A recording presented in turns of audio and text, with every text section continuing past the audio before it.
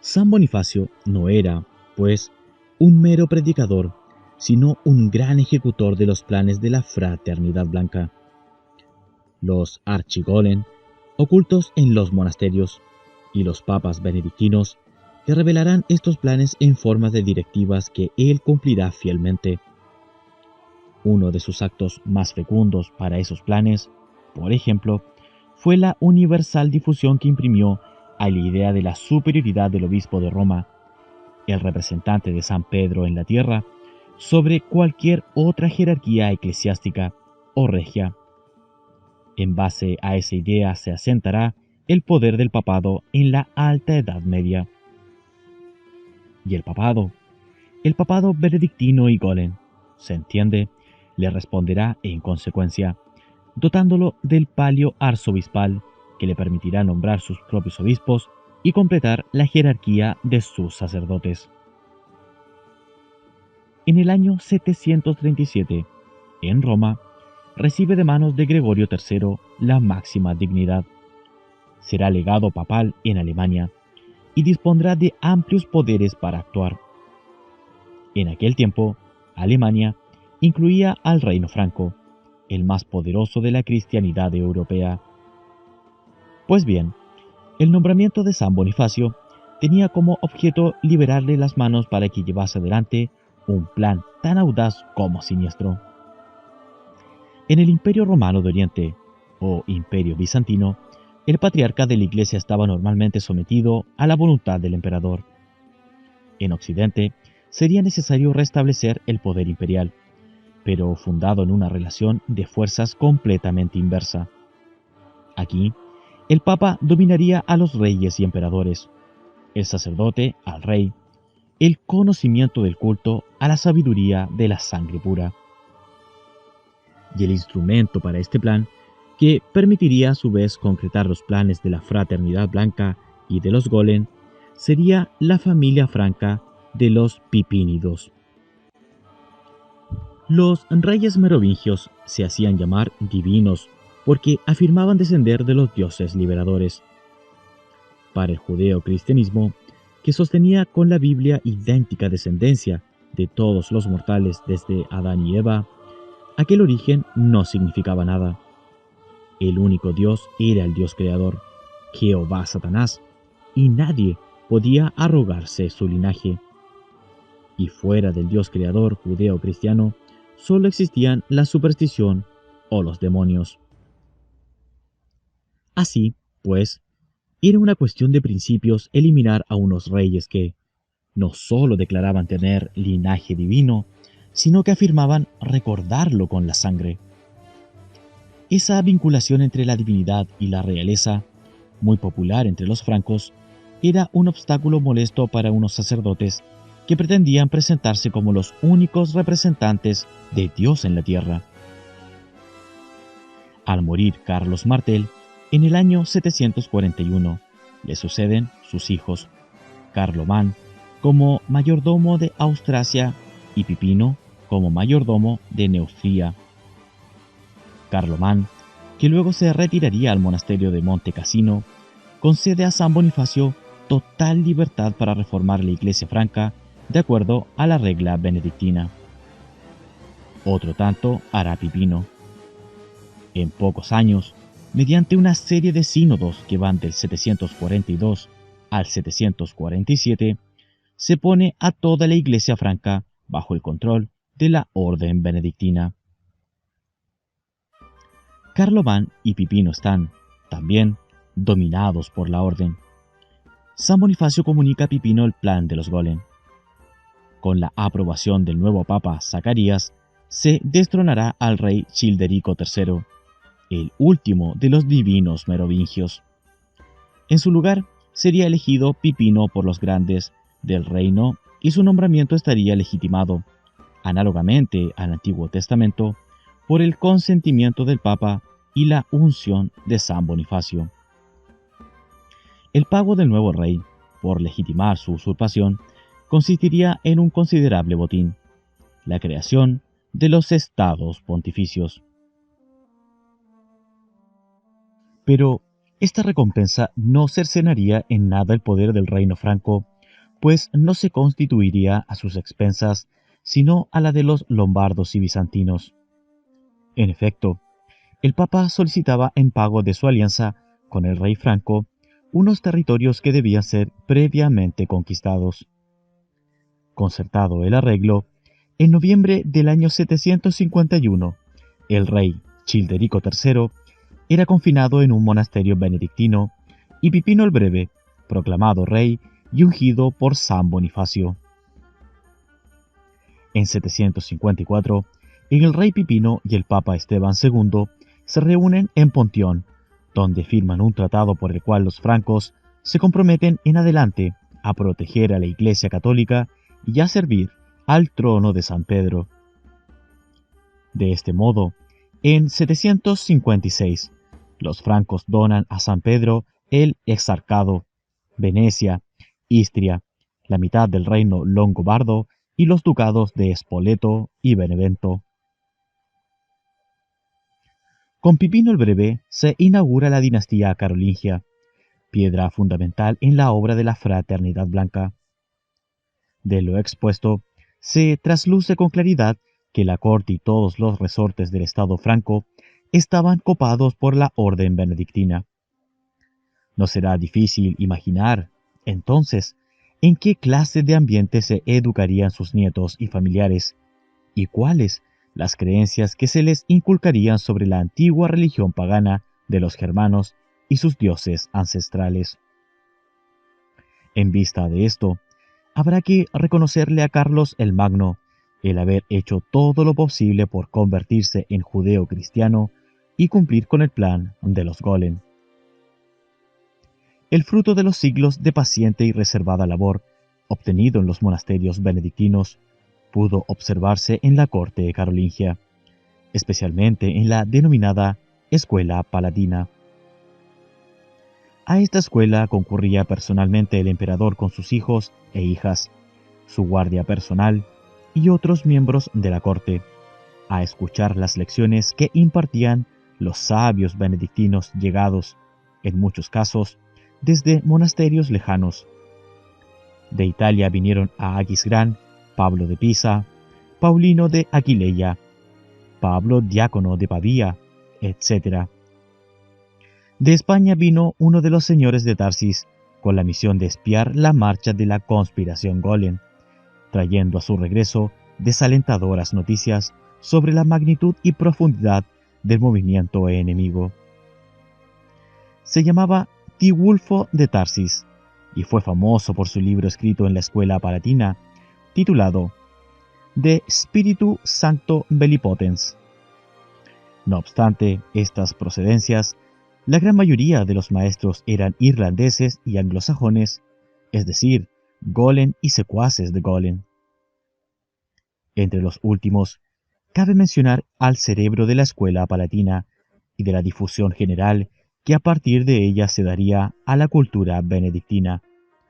Me refiero a Alcuino de York, discípulo de la escuela de San Beda, el Venerable, que se incorpora a la Escuela Palatina en el 781 y dirige entre el 796 y el 804, fecha de su muerte, la escuela del monasterio de San Martín de Tours. Su Escola Palatina es el foco del llamado reconocimiento carolingio, al que contribuyen eficazmente sus obras, de inspiración clásica y neoplatónica, y basadas en conceptos de Prisciano, Donato, Isidoro, Beda, Boecio, tales como De Ratione Animae, o sus famosos manuales que rigieron durante siglos la educación europea: gramática, de ortografía, de retórica, de dialéctica, etc. De la Escuela Palatina salen las ideas para la encíclica de Literis Colendis, cuyas resoluciones aprobadas por Carlomagno tenían fuerza de ley y ordenaban la creación, en todos los monasterios y catedrales, de escuelas para sacerdotes y legos. En ellas se debería enseñar el trivium, el quadrivium, la filosofía y la teología. El trivium y el quadrivium formaban las llamadas 7 artes liberales. El trivium contenía la gramática o filología, la retórica y la dialéctica, y el quadrivium la astronomía, geometría, aritmética y música. Desde luego que la enseñanza de tales materias estaba a cargo de los monjes benedictinos, quienes se habían preparado para eso durante 200 años y eran los únicos que disponían de suficientes maestros y material clásico con que cumplir la orden real, que ellos mismos habían inspirado. Y los benedictinos Golem tenían bien claro cómo debían educar las mentes europeas para que en los tiempos por venir se experimentase colectivamente la imperiosa necesidad del templo local. Entonces, el colegio de constructores Golem, que pronto se pondría en marcha, levantaría templos de piedra nunca vistos, catedrales magníficas, construcciones que en realidad serían máquinas de piedra de tecnología atlante morena y cuya función apuntaría a transmutar la mente del creyente y ajustarla al arquetipo colectivo de la raza hebrea, que es el mismo que el de Jesús Cristo arquetípico. Alcuino, que se hacía llamar Flaco, en honor del poeta latino Horacio, dirigía los círculos culturales benedictinos Golem que rodeaban al emperador. En tales cenáculos se respiraba un aire bíblico y judaico muy intenso. El propio Carlomagno exigía ser llamado David, y su fiel consejero Eginardo, por ejemplo, pedía se lo nombrase Beseleel, por el constructor del tabernáculo en el templo de Jerusalén. Y en este especial microclima ambientado por los benedictinos Golem, al emperador y sus principales colaboradores de la nobleza franca se les iba lavando lentamente el cerebro y se los condicionaba para adoptar el punto de vista Golem sobre el orden del mundo. Para preservar ese orden, por ejemplo, se debía erradicar el paganismo e imponer mundialmente el judeo-cristianismo. Eso era el bien, lo que mandaba la ley de Dios y lo que suscribía el representante de San Pedro. No importaba si para conseguir ese bien se debiesen destruir pueblos hermanos. Dios perdonaría a los suyos todo lo hecho en su nombre. Los Golem condicionaban de este modo la mente del emperador porque necesitaban un nuevo Perseo, un héroe que cumpliese la sentencia de exterminio que pesaba sobre el pueblo de sangre pura de los sajones y les permitiese robar su piedra de Venus. Por lo menos el pueblo perseo de los cartagineses que destruyera a Tartesos 1000 años antes pertenecía a otra raza. El crimen de Carlomagno y sus francos es inestimablemente mayor, pues, no conforme con apoyar militarmente la ofensiva lanzada por San Bonifacio contra la sabiduría hiperbórea de los sajones, emprendió él mismo la tarea de exterminar a la nobleza sajona, hermana cercana de la sangre franca. El de los sajones fue uno de los últimos pueblos de Occidente que se mantuvo ininterrumpidamente fiel al pacto de sangre y a los dioses liberadores. Según ellos creían, los atlantes blancos les habían encomendado la misión de proteger un gran secreto de la raza blanca, que cayera del cielo sobre Alemania hacía miles de años, durante la batalla de la Atlántida. Aquel secreto estaba específicamente mencionado en el mito de Nabután, a quien los sajones llamaban Wotan, como el anillo de la llave Kalachakra, donde los dioses traidores habían grabado el signo del origen. Freya Perdiz lo tuvo que soltar antes de penetrar en el moribundo Nabután, y su caída, según la sabiduría de los sajones, se produjo en Alemania. Concretamente, había caído sobre las rocas del Exterteine, una montaña que se encuentra en el centro del bosque Teutoburger Wald. De acuerdo a lo que sostenían los sajones, el anillo tocó las rocas en coincidencia con el momento en que Nabután resucitaba y adquiría la sabiduría de la lengua de los pájaros. Esto produjo que el signo del origen se descompusiese en las 13 más 3 brunas o runas y que éstas se plasmasen para siempre en las rocas del Extartein. Sobre una de ellas, la más prominente, cualquiera que posea linaje espiritual podrá ver, por ejemplo, a la bruna más sagrada para los atlantes blancos, la que representa al gran jefe Nabután, es decir, la runa Odal.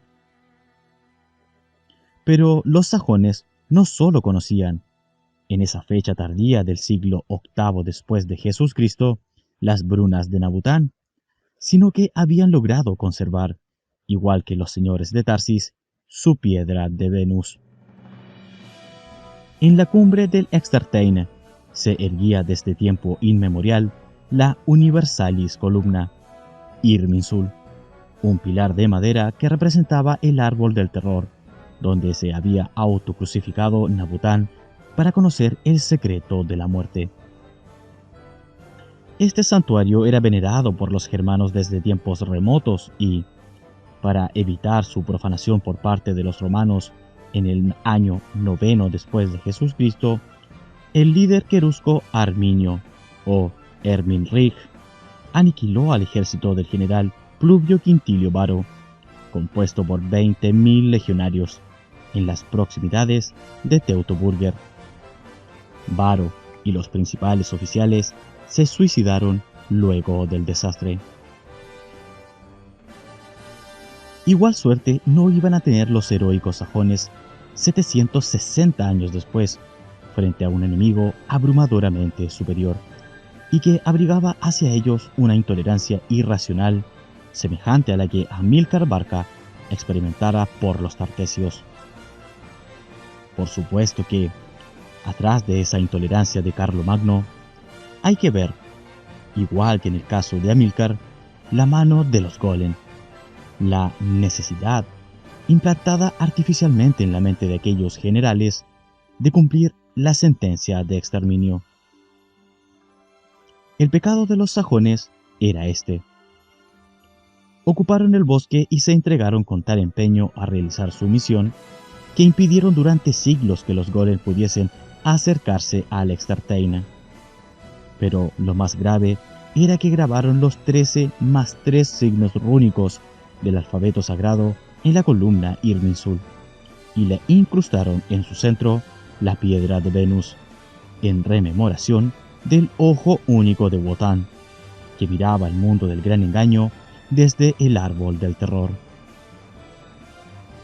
La repulsión que los sajones experimentaban hacia los sacerdotes golem, su rechazo irreversible al judeocristianismo, su fidelidad al pacto de sangre y a la sabiduría hiperbórea, su defensa encarnizada de la plaza de Teutoburger-Wald y su negativa a entregar la piedra de Venus, eran motivos más que suficientes para decretar el exterminio de la casa real sajona, especialmente en ese momento en que el poder de los golem estaba en su apogeo. Solo así se explica la sanguinaria persistencia de Carlomagno, que durante 30 años combatió sin tregua a los sajones, pueblo cultural y militarmente inferior a los francos, y que si resistió, tanto fue por el indómito valor que el espíritu hacía brotar de su sangre pura. En el año 772, las tropas del nuevo Perseo caen sobre Teutoburger-Wald y, luego de encarnizada lucha, logran tomar el Extartein y entregarlo a los sacerdotes benedictinos golem para su purificación. Estos no tardan nada en destruir la columna Irminsul y robar la piedra de Venus, condenando desde entonces a los sajones a la oscuridad de la confusión estratégica, a la desorientación sobre el origen. No obstante, el botín conquistado faltaba cumplir la sentencia de los golem. En el 783, en Verden, Carlomagno, en nombre de nuestro Señor Jesucristo, haría decapitar a 5.000 nobles sajones, cuya sangre pura consumiría en el sacrificio ritual la unidad del Dios creador, Jehová Satanás. Tras una posterior resistencia sin esperanzas, por parte del único jefe rebelde sobreviviente, Witikind, los sajones terminaron por aceptar el judeocristianismo, como tantos otros pueblos en similares circunstancias, y se integraron al reino franco. Carlomagno moría en Aquisgrán en el año 814, pero ya en el 800 había recibido del Papa León III la consagración como emperador romano, justo pago para quien tanto sirviera a la Iglesia y a la causa de la orden benedictina. Le sucede como emperador su hijo Ludovico Pío, a quien sus contemporáneos apodaron el Piadoso y el Monje, por su dedicación a la Iglesia y su preocupación por poner definitivamente a los monjes francos bajo el poder de la orden benedictina. Apenas 3 años después de su coronación imperial, concreta ese anhelo de los Golem en el Sínodo de Aquisgrán del año 817, en el que se acuerda imponer la regla benedictina a todos los monasterios de los dominios francos, es decir, a lo que pronto sería el Imperio Romano Germano, parte de España, Francia, Alemania, Dinamarca, Suecia, Frisia, Italia, etc. Con la sanción de aquella ley imperial, el poder de la orden quedó consolidado lo suficiente como para que los Golem no pensaran en otra cosa los siguientes 270 años, que en llevar a la perfección el colegio de constructores de templos. En los 200 años precedentes acumularon el conocimiento de las ciencias. Ahora pasarían a la práctica. Formarían gremios de constructores compuestos de logias de aprendices, compañeros y maestros masones. Y tales logias serían laicas, integradas por gente del pueblo, pero dirigidas secretamente por la orden, que va a ser quien posea el plano y las claves del templo. También haría falta disponer de una clave final, un secreto que permitiría a los Golem llevar su obra a la máxima perfección. Pero los Golem, y por ellos la orden benedictina, contaban con la palabra de la Fraternidad Blanca, de que tal secreto les sería confiado cuando su misión europea estuviese a punto de concluir. Aquel secreto, aquella clave de las claves, consistía en las tablas de la ley de Jehová Satanás, las que el Dios creador entregó a Moisés en el monte Sinaí y que posibilitaron luego a Hiram, rey de Tiro, construir el templo de Salomón, el templo de los templos. En ellas estaba grabado, mediante un alfabeto sagrado de 22 signos, el secreto de la serpiente, es decir, el más alto conocimiento que le es permitido alcanzar al animal hombre, las palabras con las que el Dios Uno nombró a todas las cosas de la creación. Con esas tablas, en su poder, los Golem estarían en condiciones de levantar el templo de Salomón en Europa, cumpliendo así con los planes de la Fraternidad Blanca y elevando al pueblo elegido al trono del mundo. Claro que antes de llegar a tan maravillosas realizaciones, la orden benedictina tendría que resolver varios problemas. Además de poner en marcha el colegio de constructores de templos, habría que crear las condiciones para que los pueblos del Imperio Romano apoyasen la existencia de una orden militar en el seno de la Iglesia Católica. Tal orden tendría una doble función. Por una parte, custodiar, en el momento que la Fraternidad Blanca decidiese entregarla a los Golem, las tablas de la ley desde su actual ubicación en Jerusalén hasta Europa.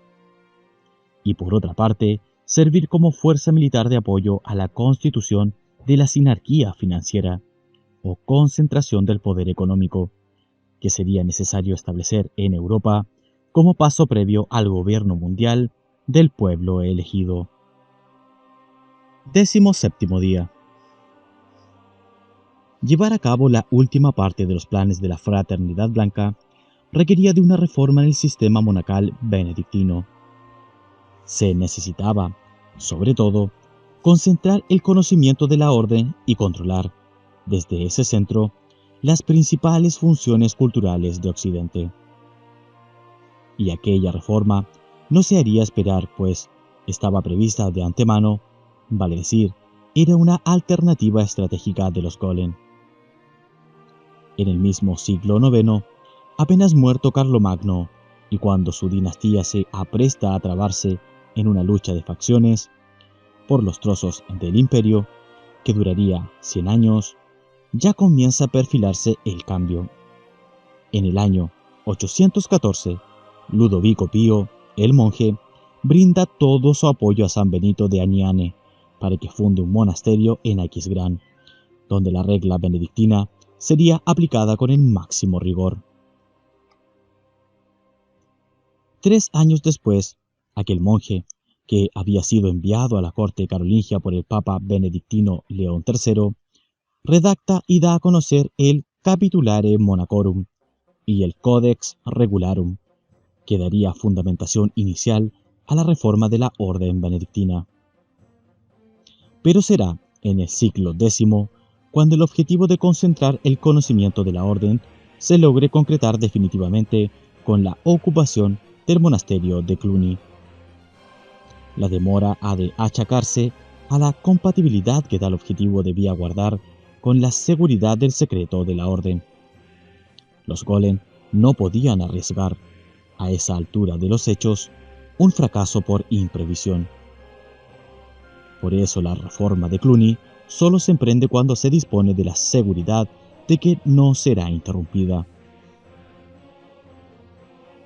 Con la elección del sajón Enrique I, el Pajarero, como rey franco y emperador, en el año 919, entra en la historia el extraordinario linaje de los Otones y los Salios, una sangre pura que llegaría a producir un Federico II Hohenstaufen en el siglo XIII, el emperador hiperbóreo que se opuso con el poder del espíritu a los más satánicos representantes del pacto cultural. En el siglo X, ese linaje poderoso se dedica con vigor a reorganizar el reino, en tanto el papado cae en el mayor desprestigio a causa de la digitación efectuada por las familias de la nobleza romana, especialmente las Teodoras, Crescencios, Túsculos, etc. La orden benedictina, que ha decidido aprovechar el momento para trabajar secretamente en la formación del Colegio de Constructores de Templos, se asegura de entrada que nadie interfiera en el funcionamiento de Cluny. Es que, justamente, el lugar elegido para concentrar el conocimiento recayó en un monasterio francés por exclusivos motivos de seguridad. Una sucesión de bulas papales emitidas durante los siglos X y XI, acatadas al pie de la letra por los duques de Aquitania y reyes de Borgoña, establecieron la total independencia de Cluny de cualquier otra autoridad fuera del Papa o sus abades. Ni los reyes, ni los dux o condes, ni los obispos regionales podían intervenir en los asuntos del monasterio. ¿Ha escuchado hablar actualmente, Dr. Signagel, de ciertas bases secretas que poseerían las grandes potencias, por ejemplo los soviéticos o los norteamericanos, en las que se habría reunido un enorme número de científicos de todas las especialidades, dotados de los más avanzados medios instrumentales, para planificar en forma integral objetivos de largo alcance y que dependerían directamente del presidente o de un Consejo Supremo y actuarían independientemente de cualquier otra autoridad nacional fuera de sus propios jefes o comandantes? Pues exactamente eso era Cluny en el siglo X. Allí se planificaba para una Europa futura, judeo-cristiana, unificada bajo las catedrales y el templo de Salomón, controlada por una orden militar de la Iglesia, administrada por una sinarquía financiera y gobernada finalmente por el pueblo elegido. Es Formoso, el mismo Papa benedictino cuyo cadáver insepulto fue arrojado al Tíber, por el Papa Esteban VI, partidario de Lamberto de Spoleto, en venganza porque aquel nombrase emperador a Arnulfo, quien nombra a Vernon para emprender la gran misión. Vernon era un monje benedictino del noble linaje borgoñón, cuya influencia sobre el duque Guillermo I de Aquitania fue aprovechada para convencer a este sobre la conveniencia de fundar el monasterio de Cluny. En el año 910, el mismo Vernon toma la dirección del monasterio y da principio a la concentración del conocimiento. Se reúnen allí los principales libros y manuscritos que la orden poseía en distintos monasterios y se constituye una élite golem dedicada a la copia de documentos y al estudio de la arquitectura sagrada. Desde luego, la élite golem, denominada internamente monjes clérigos, habría de ocuparse con exclusividad de su tarea y tendría que abandonar la tradicional norma benedictina de compartir los trabajos de mantenimiento del monasterio y la producción de alimentos en este sentido. Se reforma la regla benedictina y se crea la institución de los monjes laicos para desempeñar la honrosa función de mantener a los golem. Durante el mandato de su segundo abad, San Odón, ya comienzan a verse los frutos de la reforma. Primero, se difunde la fama sobre el ascetismo y la perfección alcanzada por la reforma cluniacense, lo que atrae la curiosidad de otros monasterios y causa la admiración del pueblo. Luego, se envían grupos de monjes especialmente entrenados a los monasterios que lo requieren, para iniciarlos en la reforma. A los miembros del pueblo se los selecciona cuidadosamente para incorporarlos a la élite de los monjes clérigos o encargarlos de las tareas propias de los monjes laicos. Después se inauguran monasterios sometidos a la jurisdicción de Cluny, a los que se extienden sus derechos de autonomía e independencia. En ese punto, Cluny era una congregación por derecho propio. Y quien más entusiastamente apoyó a San Odón con una bula en el año 932 es el Papa benedictino Juan X, hijo bastardo del gran Papa Sergio III y de Marosia de Teodora, célebre asesina de la época. Tras 150 años de actividad, la congregación de Cluny cuenta con 2000 monasterios distribuidos principalmente en Francia, Alemania e Italia, pero también en España, Inglaterra, Polonia, etc., sin incluir los restantes miles de monasterios benedictinos que han adoptado la reforma cluniacense, pero que no dependen del abad de Cluny. A mediados del siglo XI, la orden ha conseguido transformar eficazmente la cultura europea. Bajo el manto intelectual de los benedictinos de Cluny, se han formado los gremios de masones operativos, que demostraron su pericia en el arte de la construcción románico y que ya están listos para lanzar la revolución del gáulico, mal llamado gótico. Atrás de ese movimiento, naturalmente, está el Colegio Secreto de Constructores de Templos. Pero también se ha logrado plantar en el corazón de los señores feudales la semilla del sentimentalismo, del arrepentimiento y de la piedad cristiana. Los pecados pesan cada vez más en el alma del caballero y requieren el alivio de la confesión sacerdotal. Se acepta morigerar la conducta guerrera mediante la paz de Dios y la tregua de Dios, determinadas por los sacerdotes. Se moraliza a los guerreros germanos con los principios judaicos de la ley de Dios, del temor a la justicia de Dios, etc. Como resultado de esto, surge una clase especial de nobles y caballeros que, sin perder su valor y audacia, pero respetuosos de Dios y de sus representantes, están condicionados para arrojarse ciegamente a cualquier aventura que les señale la Iglesia. Los planes de la Fraternidad Blanca se van cumpliendo en todas sus partes. En el año 1000, luego de haber atemorizado a Europa con la proximidad del juicio final, los Golem avanzan un gran paso al exponer al emperador alemán su proyecto de reconstrucción del Imperio Romano de Occidente, con capital en Roma, y conseguir que éste acepte desplazar la capital del imperio de su base alemana. Aunque tal proyecto no se concretaría, la idea ya estaba lanzada e influiría durante 250 años en los objetivos imperiales del reino alemán.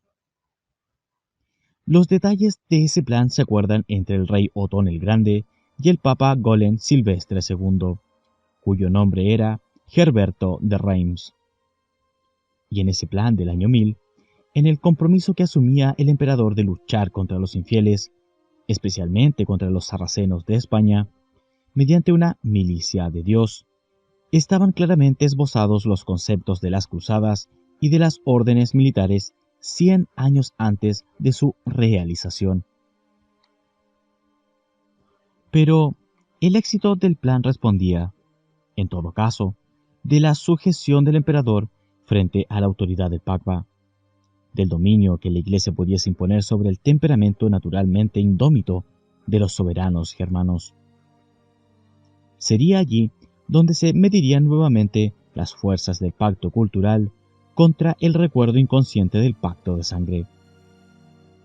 Para eso los Golem sentarían en el trono de San Pedro a un reformador cluniacense de fanatismo sin par, el monje Hildebrando, que pasará a la historia como el Papa Gregorio VII, el Papa que haría humillar al emperador Enrique IV en Canosa antes de levantarle la excomunión, demostrando con ello la superioridad del poder espiritual sobre el poder temporal, es decir, sosteniendo la antigua falsificación de los atlantes morenos y de los sacerdotes del pacto cultural. Para la sabiduría hiperbórea del pacto de sangre, contrariamente, el espíritu es esencialmente guerrero y, por lo tanto, las castas nobles y guerreras son espiritualmente superiores a las sacerdotales. Mas, con la debilidad de Enrique IV, el daño estaba causado y le tocaría a sus descendientes luchar contra un papado Golem erigido en director del destino de Occidente. Que los Golem no confiaron ni confiarían jamás en los alemanes, aparte de la erradicación del Colegio de Constructores en Cluny, lo indica su actitud favorable a los normandos como ejecutores preferidos de sus planes, seguidos de los franceses. Aquellos que no pertenecían, como se supone, a la familia de pueblos germanos, sino a una tribu céltica de Escandinavia, étnicamente diferente de los vikingos noruegos, suecos y daneses, se habían conquistado un ducado en el norte de Francia, la Normandía, que fue reconocido oficialmente por Carlos el Simple en el año 911, por el Tratado de Paz pactado entonces en Saint-Clair-sur-Epte. El duque Rollon se bautizaba y aceptaba el cristianismo junto con su pueblo, cuya evangelización definitiva se dejaba en manos de la orden benedictina. No tardaron, pues, en florecer los monasterios en la Normandía y en quedar finalmente toda la nobleza normanda bajo las influencias de Cluny. 150 años después, se comprobaban los efectos de la paciente labor de adoctrinamiento y acondicionamiento cultural realizado por los benedictinos. Los normandos estaban preparados para constituirse en un brazo ejecutor de los planes de la Fraternidad Blanca. El Papa Golem Nicolás II, aquel que instituye la elección papal por parte de los cardenales, les entrega en feudo al sur de Italia, al rey Roberto Guiscardo, la Apulia, Calabria y Sicilia, a Ricardo de Anversa, Capua. Corre el año 1059. 7 años después, en 1066, el duque de Normandía, Guillermo el Conquistador, se apodera de Inglaterra con la colaboración, o traición desembosada, de la orden benedictina de la isla. Gracias a él, ingresan nuevamente en Inglaterra los miembros del pueblo elegido, que habían sido expulsados en el año 920 por el rey Knut el Grande, bajo el cargo de enemigos del Estado. El Papa es entonces el benedictino Alejandro II, pero los cerebros que dirigen la maniobra son los golem clunicenses Hildebrando y Pedro Damiano. Al sucederlo en el papado, el mismo Hildebrando o Gregorio VII, en 1073, una franja impresionante que desciende desde Irlanda, abarca Inglaterra, Normandía, Flandes, Francia, Borgoña, Italia y concluye en Sicilia, se halla sometida a la influencia directa de los golem de Cluny. Cabe agregar sobre Hildebrando un dato que no debe ser jamás olvidado: su origen judío. Hildebrando, en efecto, era bisnieto de Baruch, el banquero judío que se convirtió al cristianismo y que fue cabeza de la familia Pierleoni, un linaje que influyó durante siglos en las elecciones papales. Gracias al dinero de los Pierleoni, por ejemplo, Hildebrando había logrado la elección de Alejandro II y apoyo para sus propios planes. Y la banca Pierleoni, por supuesto, era muy caritativa. Y su caridad, desde luego, tenía directo beneficiario: la congregación de Cluny, donde sus hermanos de raza y los golem preparaban el gobierno mundial del pueblo elegido. Poner a punto el plan golem demandaría un ensayo preliminar. Esa prueba general de verificación de potencialidades será la primera cruzada. En 1078, Gregorio VII y la plana mayor golem reciben dos noticias simultáneas. La más importante es la que proviene de la Fraternidad Blanca, en la que los inmortales aprueban, al fin, el traslado a Europa de las tablas de la ley, ocultas durante 25 siglos en Jerusalén, en las proximidades del Templo de Salomón. La otra noticia viene del Imperio de Oriente, que está cercado por un poderoso despliegue militar de los turcos seldachukos, quienes ya ocuparon Irán, Bagdad, Siria, Palestina, gran parte del Asia Menor, y acaban de apoderarse de Jerusalén. Esas noticias deciden a los golem sobre la forma en que ensayarán sus fuerzas. Predicarán la cruzada, mas, en principio, esta no apuntará al objetivo principal, sino a uno secundario.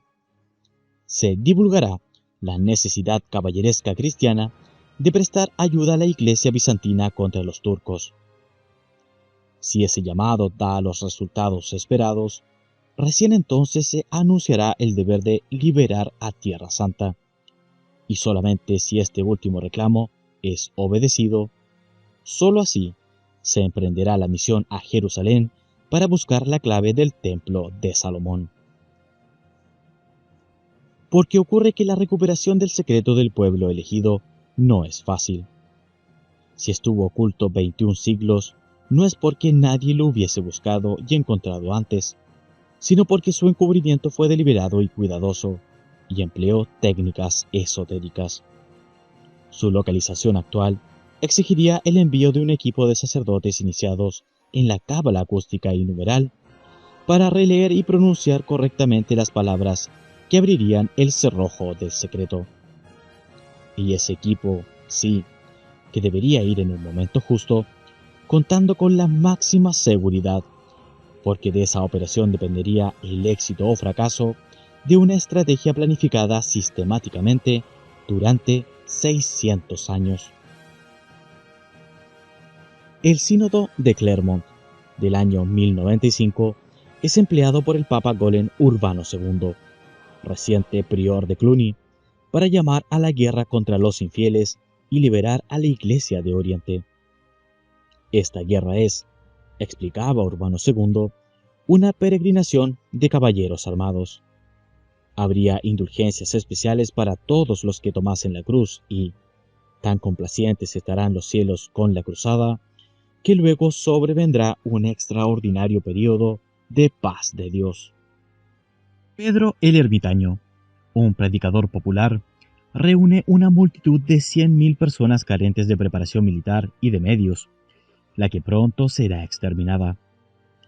En cambio, el ejército de caballeros francos, flamencos y normandos causa la admiración de los Golem. Están alistados en él Godofredo de Bouillon, señor de la Lorena, con sus dos hermanos, Balduino y Eustaquio, Roberto de Flandes, Roberto de Normandía, Raimundo de Tolosa, el señor normando de Italia, Bohemundo de Tarento y Tancredo. A este ejército se le podía solicitar, de entrada, la conquista de Jerusalén. Tras múltiples dificultades propias de la guerra contra un enemigo valeroso y religiosamente fanatizado, agravadas por las traiciones de los bizantinos, los cruzados consiguen conquistar Jerusalén en 1099, 3 años después de la partida de Europa. Se funda allí un reino cristiano del que Godofredo de Bouillon es el primer rey. Tras esa victoria, los Golem solo emplearán 30 años en ubicar las tablas de la ley y transportarlas a Europa. A partir de entonces comenzará la revolución del Gáulico o Gótico. Aquella fase del plan se desarrolló con varios movimientos paralelos. Por un lado, había que preparar un lugar adecuado para recibir las tablas de la ley, descifrar su mensaje y encontrar el modo de aplicar el conocimiento de la serpiente a la construcción de templos. Por otra parte, se debía despachar cuanto antes hacia Jerusalén el equipo de iniciados Golem que se encargaría de localizar el secreto. Y también habría que dar marcha de inmediato a la formación de la orden militar que sostendría a la sinarquía financiera que prontamente se tendría que crear. Si tales movimientos culminaban en los objetivos propuestos por la Fraternidad Blanca, entonces no tardaría en sobrevenir el gobierno mundial del pueblo elegido, y se cumpliría la voluntad del Dios Creador Uno. El monje benedictino Roberto recibió en 1098 la orden de retirarse a las inmediaciones de Citeaux. En el año 1100, apenas conocida la noticia de la toma de Jerusalén, el Papa Pascual II lo pone al frente de la abadía del Císter y le encomienda la reforma de la regla cluniacense. Sobre la base de la Regula Monacorum de San Benito, él y su sucesor Alberico introducen cambios substanciales con respecto a Cluny. Los monjes vuelven al trabajo manual. Se insiste con más rigor en el ascetismo y la soledad, es decir, en el secreto, y se cambia la indumentaria. En adelante, los cistercienses no emplearán el hábito negro clásico de los cluniacenses y benedictinos, sino uno blanco, semejante a la antigua túnica de los Golem de las Galias romanas y a la de los sacerdotes levitas que custodiaban en Israel el arca con las tablas de la ley. En el 1112, la comunidad está lista para recibir al grupo de iniciados que le dará su definitiva conformación. Son 31, entre ellos San Bernardo con 5 de su familia, todos Golem. Luego de 3 años de estudiar los detalles finos, San Bernardo se aboca a fundar en Claraval, región de la Champaña, feudo del conde Hugo, también de familia Golem, un monasterio adecuado para conservar el secreto que llegaría de Oriente. Una vez terminado, con el pretexto de efectuar traducciones de textos hebreos, se convoca a los principales rabinos cabalistas de Europa para colaborar en la tarea de descifrar las tablas de la ley.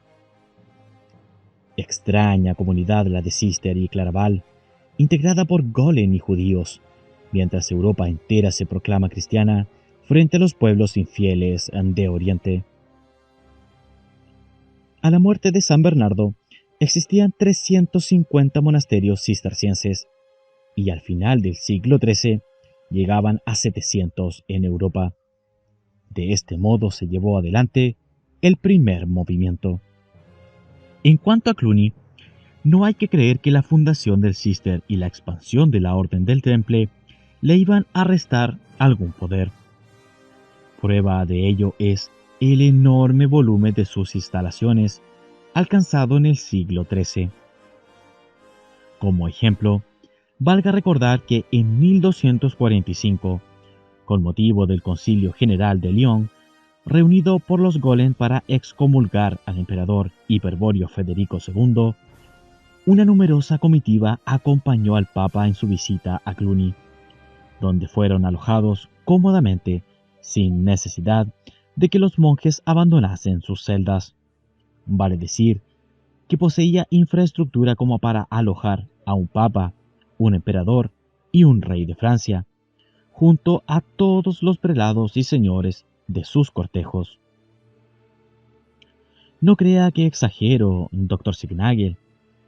Además del Papa Inocencio IV, estaban allí los dos patriarcas de Antioquía y Constantinopla, 12 cardenales, 3 arzobispos, 15 obispos, el rey de Francia San Luis, su madre Blanca de Castilla, su hermano el duque de Artois y su hermana, el emperador de Constantinopla, Balduino II, los hijos del rey de Aragón y Castilla, el duque de Borgoña, 6 condes y un elevado número de señores y caballeros.